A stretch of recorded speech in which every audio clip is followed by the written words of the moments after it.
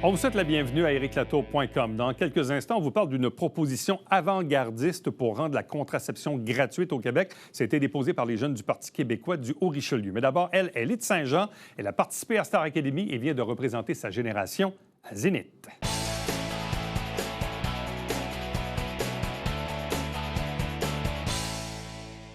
Elle a représenté sa génération à la nouvelle émission de télé à Radio-Canada Zénith. C'est Maëva Grelet de Saint-Jean-sur-Richelieu qui est avec nous. Bonjour et bienvenue. Bonjour. Star Academy, ça fait quoi, 2 ans? Ouais, ça fait genre 2 ans à peu près. Wow. Qu'est-ce qui s'est passé entre le début de Starac et aujourd'hui? Qu'est-ce qui s'est passé? Il s'est passé beaucoup de choses. Il s'est passé que j'ai eu la chance de faire mon spectacle, mon propre spectacle aux Francophonies. J'ai pu aussi plus me concentrer sur l'écriture aussi de futurs projets. J'ai été invitée à Zénith, Bodyguard. Ouais. Et puis, c'est ça, c'est pas mal ça. Parle-nous de Zénith, parce que quand j'ai vu la nouvelle émission, j'ai compris un peu le principe, puis là, je comprenais le principe des générations, mais j'ai fait « Wow! Pourquoi ils t'ont invité, toi? Comment cette opportunité-là est-elle arrivée? » Je veux dire, tu viens de commencer un peu dans le métier. Ouais. Je comprends que sur les artistes, il y en a des connus, moins connus, un peu moins connus. Je pense que c'est relativement varié. Il y a les différentes générations, mais comment cette opportunité-là est-elle arrivée à toi? En fait, c'est eux qui m'ont approché. Ils m'ont contacté et je pense qu'en fait, c'était quelqu'un de la production qui était dans Starac et qui a pensé à moi en fait pour faire le show. Et clairement, ils m'ont dit dans le courriel qu'ils m'ont envoyé, on veut de l'énergie, on veut ton énergie sur la scène, on veut que tu mettes de la couleur et tout ça. Donc, je pense que c'est pour ça qu'ils m'ont approché plus. Et en même temps, c'est une formidable opportunité. C'est une grosse production, à heure de grande écoute. Ouais, tu as même fait 2 représentations. Oui. Tu t'es rendu un petit peu plus loin dans le processus. Explique-nous un peu ce que ça a demandé comme préparation. Il fallait vraiment penser à tes choix de chansons. Parce que il faut que ça plaise à toutes les générations. Autant que je voulais que ma génération, la jeune, connaisse, bien sûr, évidemment. Mais il fallait aussi que j'aille jusqu'aux boomers qui connaissent qu'est-ce que je vais chanter, qu'est-ce que je vais interpréter. Fait que c'était vraiment beaucoup de réflexion par rapport aux choix de chansons. Puis on a vraiment marché en équipe, toute la gang, toute la production. Ils m'ont aidé, ils m'ont demandé est-ce que tu es sûr que tu veux faire ça? C'était vraiment chant libre, qu'est-ce que tu imagines pour cette chanson-là? J'ai dit mes idées, ils mettaient les leurs et au final ça a donné un super bon résultat. Bon, c'est une émission qui est en direct. Ouais. Mais Star Academy aussi, c'était en direct. direct. Donc, pour toi, c'était pas un frein. Tu étais habitué, tu avais de l'expérience, là. Pour de vrai, Non? là, je pense que ma première perfo à Zénith, c'était un petit peu sur le stress parce qu'on dirait que je retournais sur les plateaux, tu sais. Et puis, la deuxième, là, c'est quand j'ai fait Ça fait rire les oiseaux. Hey, j'étais chill, j'étais zen, je me suis amusée sur la scène, ça m'a vraiment fait du bien. As-tu trouvé ça plus demandant ou plus stressant que Star Academy? non. Ou... non? Non, pas du tout. Parce que, tu sais, aussi, c'est différentes circonstances. Là, je suis en compétition, oui. Mais tu sais, je rentre à la maison, je peux pratiquer à la maison, je suis dans mes choses. Comparé à Starac, j'étais pas à la maison. J'avais pas mon environnement, j'étais pas dans mes affaires. Tu sais, c'est différent. Comparé à là, tu sais, à Zénith, j'avais 2 semaines pour me préparer pour une chanson avec une petite choré. Starac, j'avais 1 semaine, même pas quelques jours, pour 45 chansons. Tu fais référence aux chorégraphies. Il faut savoir aussi qu'il y a un autre Joannais qui est sur la production, qui est Samuel Chouinard. Oui!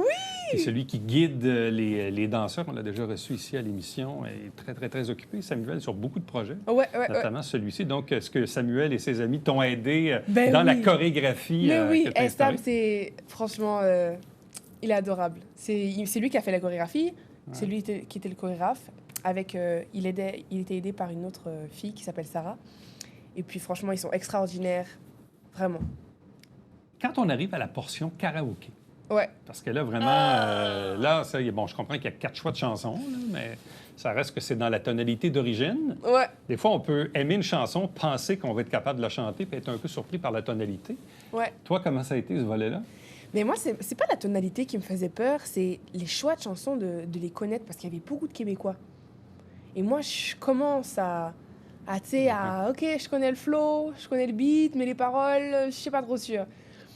Mais, tu sais, c'est stressant. Ça, c'était la partie la plus stressante. Le karaoké? Le karaoké. Ça, là, j'avais des sueurs froides, là, quand ça venait. Mais tu t'es quand même bien tiré d'affaire? Ouais, ça va, parce que j'avais au moins une chanson que je connaissais par catégorie. J'ai à peu près vu les autres, là. Je me suis dit, OK, c'est bon. As-tu été surprise du résultat? Parce que tu as comme passé la première ronde, la première étape? Ben, surpris du résultat, ça veut dire, c'est-à-dire? Ben, je ne sais pas, est-ce que tu étais surprise que ta performance donne de bons résultats au point où que tu puisses passer à l'étape suivante? Ben, j'étais surprise. Je suis toujours surprise de passer à l'étape suivante. OK. Je suis toujours surprise. Dans n'importe quoi. Quand quelque chose avance, je suis très reconnaissante et, tu sais, je me fais pas trop d'attentes. OK.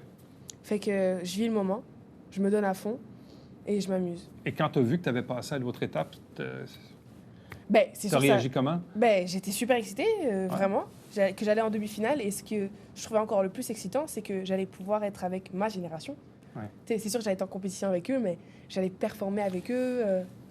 Et comment s'est passée justement cette deuxième représentation, là, cette demi-finale? Ah, moi, ma demi-finale, c'était meilleure. Coloré? Ah, j'ai aimé Ouais. ça, là. C'était Ouais. fun. J'ai pu mettre de l'afro, j'ai pu mettre de mes racines, j'ai pu mettre de ma couleur. J'ai aimé ça. Là, évidemment, là, ça s'arrête ici maintenant pour toi, mais qu'est-ce que tu retiens de cette expérience-là où on t'invite, tu fais 2 représentations? Zénith va avoir quoi comme impact sur ta carrière à court ou moyen terme? Je pense que peut-être le public pourra peut-être plus remarquer que je suis capable de plaire à toutes les générations et que je suis pas juste capable de faire du petit jeune, là. OK. Peut-être, c'est ça. Je pense que c'est surtout ça. Et moi, je trouve que c'est une belle mentalité, l'émission, de vouloir regrouper toutes les générations, de pouvoir tu sais, faire un show, une chanson qui va regrouper tout le monde. Autant que ça soit de la génération de ma mamie, Ouais. que ça soit de ma sœur, que ça soit moi, et que tout le monde s'enjaille et que tout le monde s'amuse sur une Donc, tu penses que performance. la perception que ça va donner, c'est que Maëva Grelet peut rejoindre le grand public Exact. et pas juste segmenter dans un style ou dans un groupe cible plus Exact. précis? Exact. Ouais. Ouais. Et c'est surtout ça que je voulais faire avec Ça fait rire les oiseaux. Parce que Ça fait rire les oiseaux, moi, tout le primaire, c'était dans mes oreilles. La compagnie créole, c'est assez large public. Mais c'est ça, Ouais. c'est très large comme Ouais. public, mais c'est une chanson que, même encore aujourd'hui, dans les écoles primaires, ça joue en boucle. Ouais. Et vu que ça joue en boucle, ben à la maison, tu le chantes. Donc ça veut dire que tes parents aussi, au final, ils l'apprennent. Et peu importe, tu sais, c'est une chanson qui est très rassembleur et que toutes les générations connaissent et que tout le monde veut claquer des mains, tout le monde veut danser sur ça. Ouais. Ouais. Tu as fait référence tantôt à Bodyguard, autre projet sur lequel tu participes en ce moment. Donc, parle-nous un peu de ça. Comment c'est arrivé? On t'a appelé? Tu les as appelés? Ou, On m'a bref? contacté pour faire une audition. Et puis, moi, j'étais très surprise parce que c'est pas juste une audition vocale, là. C'est une audition d'acting que je n'ai jamais fait. Donc, j'arrive, c'est pour représenter le rôle de Nikki, la sœur de Rachel, ben, de Whitney dans le film. Et puis, je suis en train d'apprendre. Je pratique à la maison avec ma maman dans la cuisine et tout ça. Et là, j'arrive à l'audition. Joël Legendre, je le vois arriver et tout. OK, il est très chill, tu sais. Vraiment chill, très zen. Il me prépare. Il dit, OK, on va juste pratiquer avant de montrer aux autres personnes qui vont juger. Donc, je pratique avec lui et avec justement Mathieu, qui est dans la comédie musicale, qui joue le rôle de Spectre. Et là, on pratique. Et là, c'est l'heure de jouer. C'est quelque chose. Ah oui, t'as vraiment... Ben, moi, en tout cas, on dirait que j'ai comme eu un clic comme, waouh, j'aime ça. OK. J'adore ça. Parce que c'est complètement autre chose. Et chanter aussi au théâtre, dans une comédie musicale, c'est complètement autre chose que de chanter une de tes chansons ou chanter... Ouais. Tu sais, t'es là pour chanter. Là, c'est vraiment, t'es dans ton personnage et tu chantes. Fait que c'est pas Maëva, là. Je suis Nikki pendant que je chante. Fait que c'est complètement différent. Je suis pas là en train de faire des gestes, je dois rester droite. Mais comment tu t'es préparé à ça? Ben, j'ai suivi des cours avec une coach de théâtre. Ouais. Avec Lise Martin. Une femme extraordinaire, remplie d'amour. Elle a été très généreuse pour me partager tout son savoir par rapport à ça. Et tu sais, elle te montre vraiment comment incarner ton personnage et comment aussi trouver des points similaires avec toi dans ta vie que tu peux mettre dans ton... C'est complexe, là. C'est quelque chose. Je me souviens un truc drôle. J'étais en train de pratiquer justement avec Lise Martin. Et puis, à un moment donné, elle me dit... tu sais, j'arrive dans la scène, je suis comme « Oh, allô, nanana ». Elle me dit « Mais tu viens d'où ?» Je suis comme « Comment ça, je viens d'où ?» ben, je viens de ta cuisine, là, Ouais. tu sais, je viens des coulisses ou peu importe. Elle dit, non, non, non. En tant qu'actrice, tu dois penser. Tu viens d'où? Est-ce que tu viens de ta chambre? Tu as été remplir un document? Tu as été faire ci? Là, je suis là, waouh! C'est quelque chose, là. Les sous-textes qu'il faut savoir, qu'il faut penser. Et ça, ces auditions-là ont été faites quand? Ça a été fait cet été? Cet été, OK. Ouais, l'été dernier. Et là, on est rendu à quelle étape maintenant? Là, on est rendu à... On est en train de pratiquer au Théâtre Saint-Denis, là. Ouais. Les premières présentations vont être jeudi. Ça commence, là? Ouais, ouais. C'est ça, exact. Wow. Ouais, ouais. Et là, tu te sens fin prête? Ouais, mais moi, je ne fais pas faire les premières présentations. OK. C'est Sharon qui va le faire. Ouais, vous avez comme des... Ouais. Elle a fait il y a comme deux équipes là, en parallèle. Là. Ouais. Exact. Elle a fait les 9 premiers shows à Montréal, puis moi, je fais tout le reste. Donc, je fais Québec, Gatineau, Trois-Rivières, et je reviens à Montréal. Et là, t'en as pour combien de temps là-dessus? Jusqu'en décembre prochain. Oh là là! Ouais. C'est beaucoup de représentation? C'est beaucoup de représentation, oui. Vraiment, vraiment. Wow. Ouais, fait qu'en ce moment, c'est plus Sharon qui pratique. Moi, je suis là pendant les pratiques, mais je regarde plus. Je connais le show par cœur, là. Je peux te faire les lignes de tout le monde. Mais c'est cool parce que c'est pas tous les acteurs qui ont cette chance-là de pouvoir voir comme un effet de « Ah, OK, c'est comme ça qu'il faut faire. Ouais. » Tu sais, vu qu'ils sont là en train de jouer. Moi, j'ai vraiment un pas de recul pour observer la scène. Donc, j'ai cet avantage-là. Là, en même temps, je ne veux pas être prophète de malheur, mais si ta collègue tombe subitement malade oui, à c'est moi la Montréal, doublure. c'est toi qui s'en vas là. Non? Exact. Donc, ça peut arriver. Ça peut ne pas arriver, ça peut arriver aussi. Ça fait partie du risque. Donc, il faut être fin prêt à la journée où on Totalement. se fait appeler. Là. Exact. Wow. C'est un beau projet. Ah, tellement. Avec une équipe incroyable, là, ça te soutient, tout le monde est là pour toi. Tu as besoin de n'importe quoi, ils sont là. N'importe quoi, à n'importe quelle heure. Tu les appelles. Est-ce que tu vas avoir le temps de travailler sur d'autres projets pendant ce temps-là ou ça va occuper pas mal ton temps à Bodyguard? C'est sûr que ça va occuper pas mal mon temps. Ouais. Mais pendant, tu sais, là, il y a 9 présentations, de avril jusqu'à juin. On a une petite pause. Mais c'est ça. Wow. Ouais. Est-ce que tu vois un peu plus loin, à moyen, long terme, tes objectifs, ce que tu veux faire, tes projets? Ben, je te dirais que si j'aurais pas fait... ils m'auraient pas approché pour la comédie musicale, j'avais pas cette vision-là, mais j'ai envie d'aller un peu dans l'acting.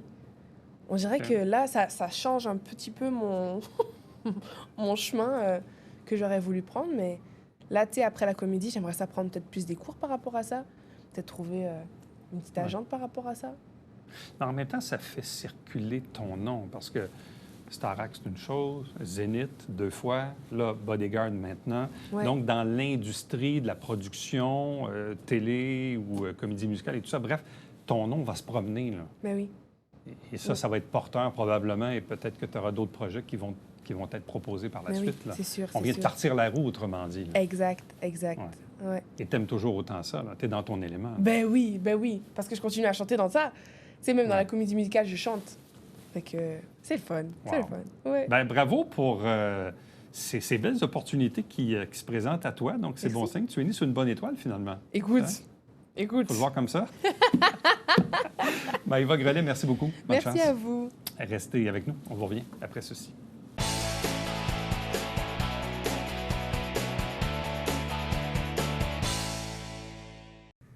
Salut, ici Alexandre Baudouin. Et François Trépanier. Frank, on invite les gens à écouter Sport Express à toutes les semaines. Tout à fait, le jeudi 19h et plusieurs fois en reprise, même la nuit, Alex. Puis même sur Internet, sur Oh, YouTube. ben, bien sûr. Manquez pas ça.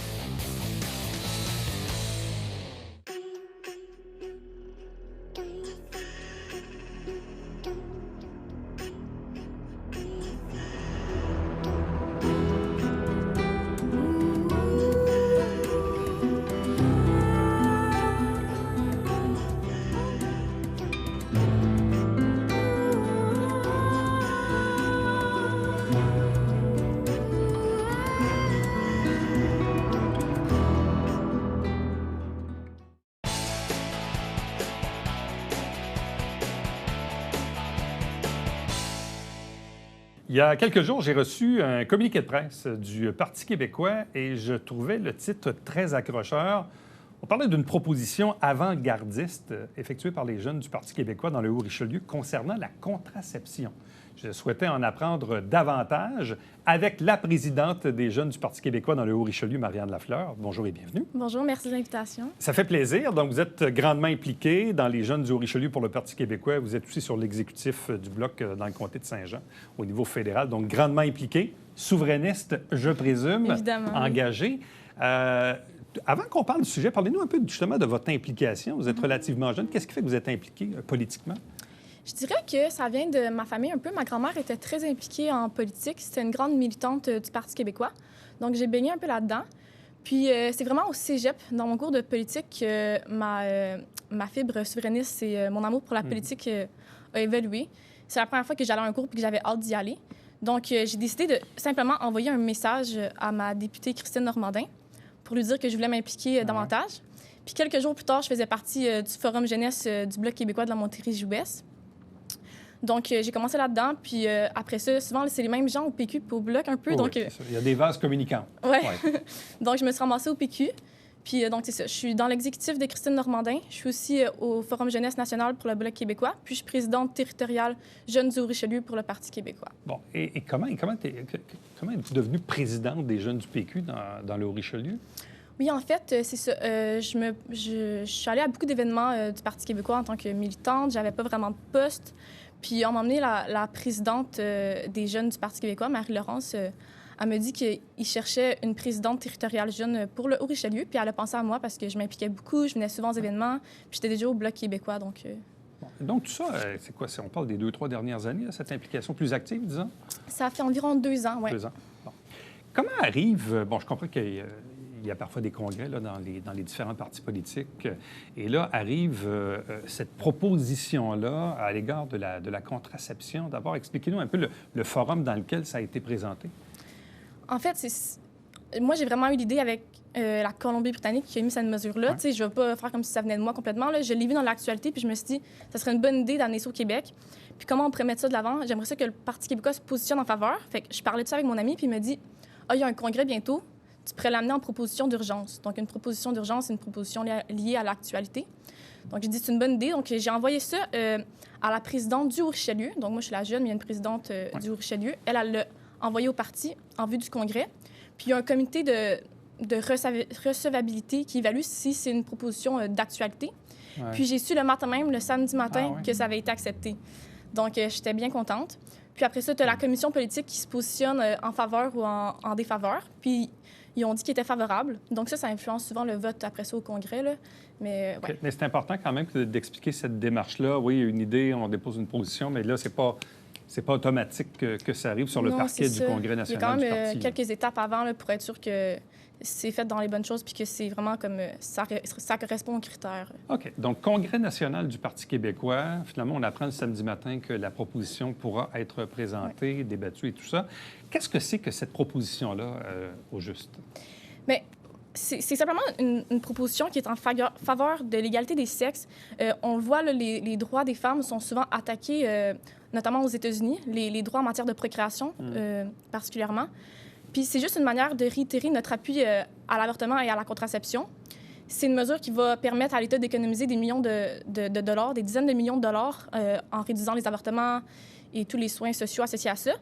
Puis donc c'est ça, c'est pour l'égalité des sexes, pour la santé des femmes, puis ça allège le portefeuille des personnes qui doivent assumer ces coûts-là. Bon, et que dit au juste cette proposition? Dans le fond, qu'est-ce que vous présentez au juste? Puis en fait, nous, je mandate l'aile parlementaire, donc nos 3 députés, pour qu'ils promouvoient l'idée.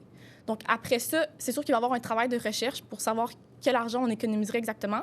Mais pour l'instant, ce qu'ils font, c'est de la promouvoir puis de dire qu'ils sont en faveur. Donc, Et l'idée, dans le fond, c'est de rendre la contraception... Sous ordonnance gratuite, oui. Sous ordonnance gratuite. Oui. Pour l'instant, ça n'inclut pas les condoms. Je suis pas contre, là, mais c'est juste que les études que j'avais, c'était pour les moyens de contraception sous ordonnance. Donc, je voulais faire les choses étape par étape. Et ça, c'est une idée que vous aviez vue passer en Colombie-Britannique à la base? Oui, il y a environ... une semaine avant le Congrès, le nouveau gouvernement a annoncé lors de son budget qu'un nouveau programme couvrira les frais pour les moyens de contraception sous ordonnance. Et ça vous a donné l'idée de répliquer ça ici au Québec? Oui, je me suis dit, c'est une bonne mesure. Il me semble qu'au Québec, on est quand même progressiste. J'étais surprise, comme on ne soit pas les premiers à avoir proposé ça.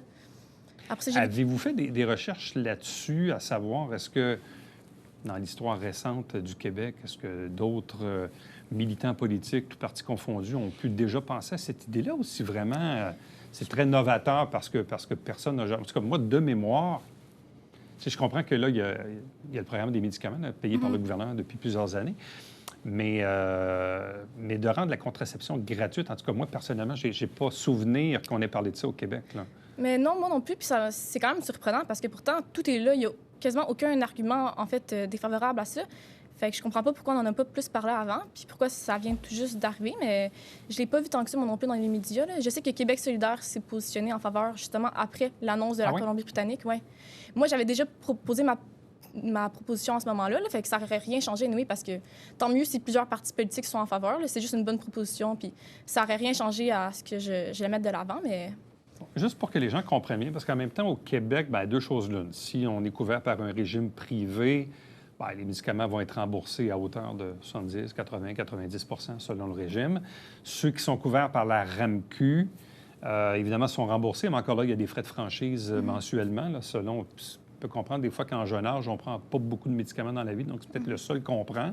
Il y a quand même des frais de franchise. Là, dans le fond, ce que vous proposez, c'est que ça soit vraiment sans aucun frais pour ce qui est de la contraception. Exactement. Il y a plusieurs assurances qui viennent des parents. Fait que des fois, les jeunes ne sont pas trop à l'aise de demander à leurs parents de leur payer la pilule du lendemain ou la contraception. Donc, ça va justement inciter les jeunes femmes à aller prendre des moyens de contraception. Mais oui, c'est vraiment dans l'optique de rendre ça plus accessible. Bon.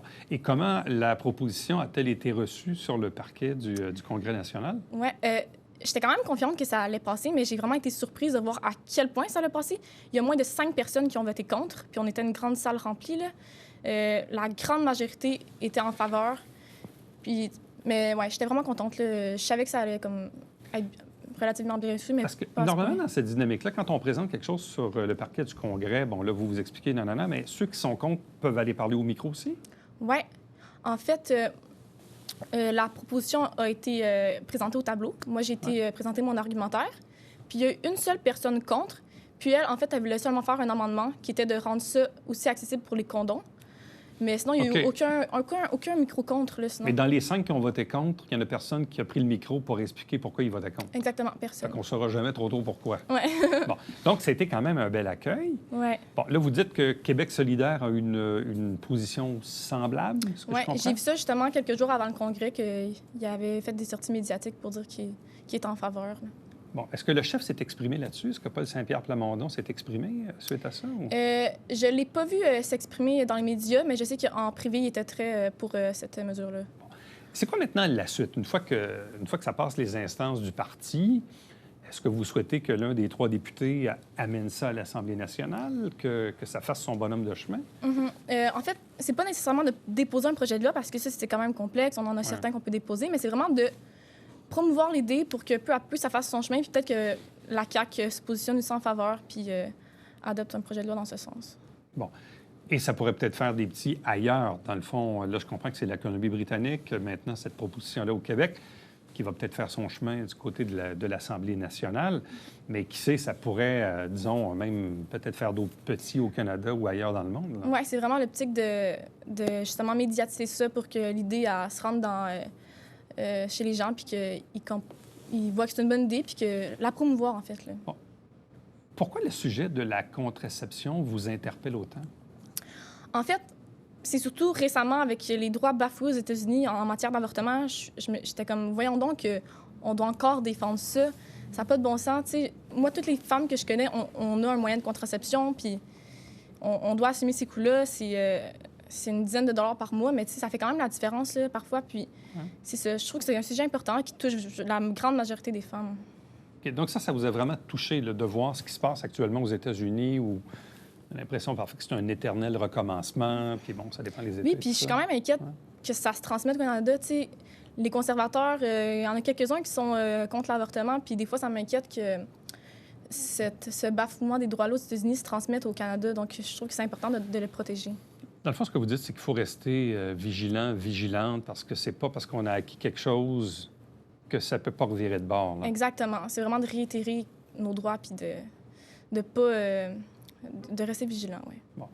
Avez-vous l'intention de poursuivre votre implication politique? Avez-vous même de faire de la politique active? Avez-vous le goût de vous présenter un jour? Je ne sais pas.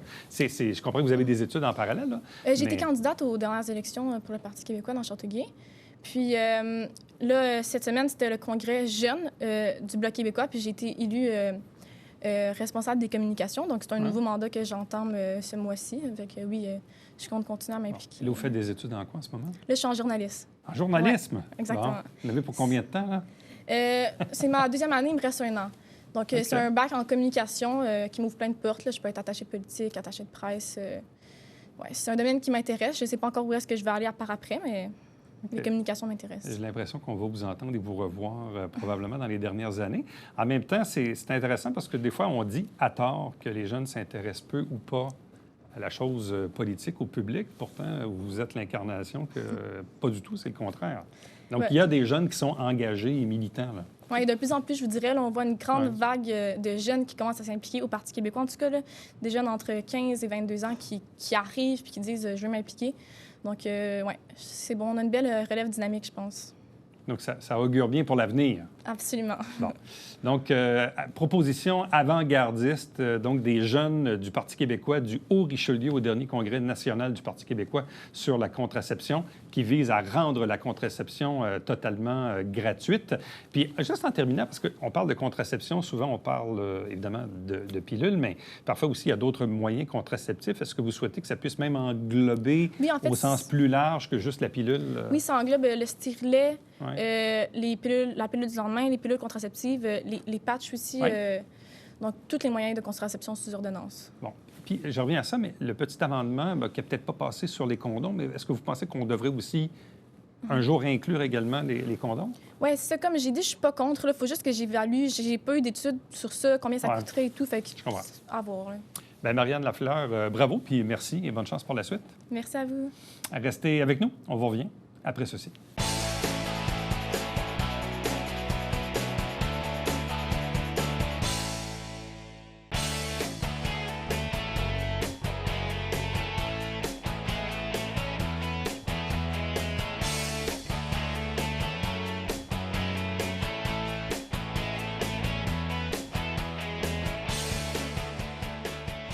Petit rappel, puisque la fondation de l'école secondaire Marcelin Champagnat va tenir à nouveau son tournoi de golf. C'est vendredi le 19 mai. Donc, si vous avez de l'intérêt, vous y avez déjà participé par les années passées, contactez tout simplement les gens de la fondation. À demain.